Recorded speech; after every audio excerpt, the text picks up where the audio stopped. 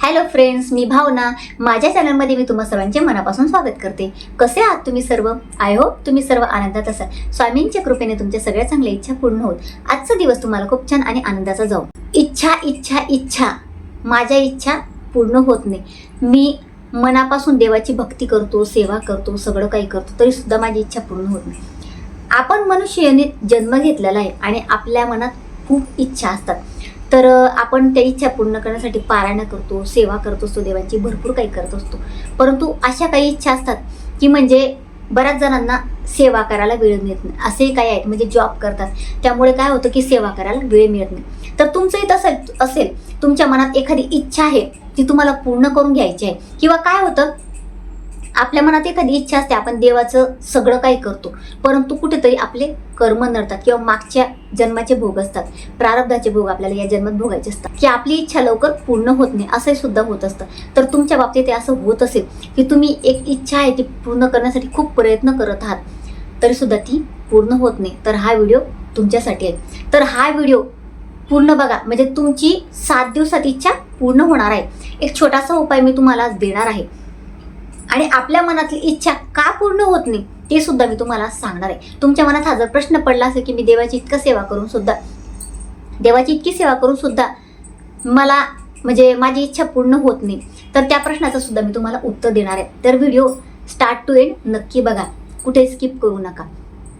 तर बघा, आपल्या मनात इच्छा असते, आपण देवाची सेवा करतो. कोणी काही सांगितलं तर असं वाटतं, चला बाई याने सांगितलं ही सेवा करू, तर त्याने सांगितली ही सेवा करू, म्हणजे माझी इच्छा पूर्ण होईल.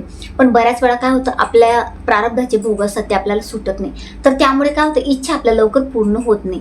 ते भोग आपल्याला नडत असतात. ते भोग नडल्यामुळे काय होतं की आपल्या मनातली इच्छा पूर्ण होत नाही, आपल्याला अडचणी येत असतात. आपण त्या इच्छा पूर्ण करण्यासाठी प्रयत्न करतो आणि जेव्हा आपण एखादी इच्छा आहे ती पूर्ण करण्यासाठी तुम्ही जर कष्ट घेणार तरच ती इच्छा पूर्ण होणार आहे. तरच तुम्ही जर काही करणार, उपाय करणार किंवा सेवा करणार, तर तुमची इच्छा पूर्ण होईल. परंतु जर तुम्ही प्रयत्नच नाही केले, कष्टच घेतले नाही आणि म्हणणार माझी इच्छा पूर्ण व्हावी, तर तुम्ही काही करा, उपाय करा, सेवा करा, तरी सुद्धा होणार नाही. तर मी आज तुम्हाला एक छोटासा उपाय देणार आहे. तर तो उपाय साखरेचा आहे. 7 दिवसात तुमची इच्छा पूर्ण होणार आहे. हा उपाय करत असताना मनापासून करा, विश्वासाने करा. असं नाही की म्हणजे आता चला भावनाताई मी सांगितलं, मी तो उपाय करते आणि तुम्ही असं करून जर करणार तर तुमची इच्छा अजिबात पूर्ण होणार नाही. मनापासून विश्वासाने जर केलं तरच होणार आहे. बऱ्याच वेळा काय होतं, आयुष्यात आपल्याला पितृदोष लागत असतो, वास्तुदोष लागतो. आणि पितृदोष तर इतका भयानक आहे, म्हणजे 3 पिढ्यापर्यंत आपल्याला पितृदोष असतो किंवा पिढ्यानपिढ्या असतो. तर पितृदोष जर लागला असेल, तुम्ही कितीही देवांची सेवा करा, तुम्हाला कधीच तुमच्या मनातली इच्छा पूर्ण होणार आहे. म्हणून मी तुम्हाला सांगत असते, पितरांची सेवा करत चला. पितरांचं आपल्याला थोडंफार, अमावस्या येते बघा, अमावस्याला थोडंफार करायलाच पाहिजे. पितृदोष जर लागला ना, तुम्हाला कधीच म्हणजे तुमच्या अडचणी संपणार नाही, तुमची इच्छा पूर्ण होणार नाही. म्हणून आधी पितरांची सेवा करा. पितरांना आपल्याला तृप्त करून घेणं खूप गरजेचं असतं. तर आजचा जो उपाय आहे तो महिला पुरुष कोणीही करू शकतं. या उपायासाठी तुम्हाला 1 चमचा साखर लागणार आहे. तर 1 चमचा साखर घ्यायची, उजव्या हातात घ्यायची. उजव्या हातात घेतल्यानंतर तुम्हाला तुमच्या कुलदेवीच्या समोर, कुलदेवतांच्या समोर बसायचं आहे. शुद्ध गाईच्या तुपाचा दिवा लावायचा, अगरबत्ती लावायची, 2 अगरबत्त्या लावा आणि त्यानंतर तुम्हाला ती साखर उजव्या हातात घ्यायची आहे. आणि दिवस कुठलाही तुम्ही बघू शकता, कुठल्या दिवशी केलं तरी सुद्धा चालेल. तर ती साखर घेतल्यानंतर तुम्हाला मनातल्या मनात तुमची इच्छा 3 वेळा व्यक्त करायची आहे. आता समजा माझी इच्छा आहे की घराची इच्छा आहे, तर माझं घर झालेलं आहे, माझं घर झालेलं आहे, माझं घर झालेलं आहे. किंवा तुमची अशी इच्छा आहे की तुम्हाला नोकरी पाहिजे आहे, मला नोकरी लागली आहे, मला नोकरी लागली आहे, असं मनातल्या मनात तुम्ही म्हणायचं, आनंदाने फील करायचं की म्हणजे ती इच्छा तुमची पूर्ण होणार आहे, पूर्ण झालेली आहे. या पद्धतीनेच तुम्हाला म्हणायचं आहे. मनापासून जर तुम्ही ती 3 वेळा इच्छा म्हणा, नक्कीच तुमची पूर्ण होईल. 3 वेळा मनातल्या मनात इच्छा बोलून झाल्यानंतर तुम्हाला 11 वेळा एक मंत्र म्हणायचा आहे. ओम इच्छा पूर्तये नमः, ओम इच्छा पूर्तये नमः. या मंत्राचा 11 वेळा जप करायचा. 11 वेळा या मंत्राचा जप केल्यानंतर ती साखर तुम्हाला मुंग्यांना खाऊ घालायची. आता मुंग्या तुम्हाला कुठे मिळतील ते तुम्ही बघायचं. पिंपळाचं झाड असतं, वडाचं झाड असतं, किंवा खाली कुठे झाड असेल तिथे खूप बघा काळ्या मुंग्या, आणि काळ्या मुंग्यांना ती साखर खाऊ घालायची आहे. कुठेतरी तुम्हाला सापडल्या काळ्या मुंग्या, तर तिथे तुम्हाला ती साखर टाकायची आहे. आता हा उपाय तुम्हाला कंटिन्यू 7 दिवस करायचा आहे. आज केला, उद्या केला, कंटिन्यू. त्याच्यात खंड पडायला नको. महिलांनी पिरियड्स वगैरे बघून घ्यायचं, कारण तुम्हाला त्यावेळेला हा उपाय करता येईल.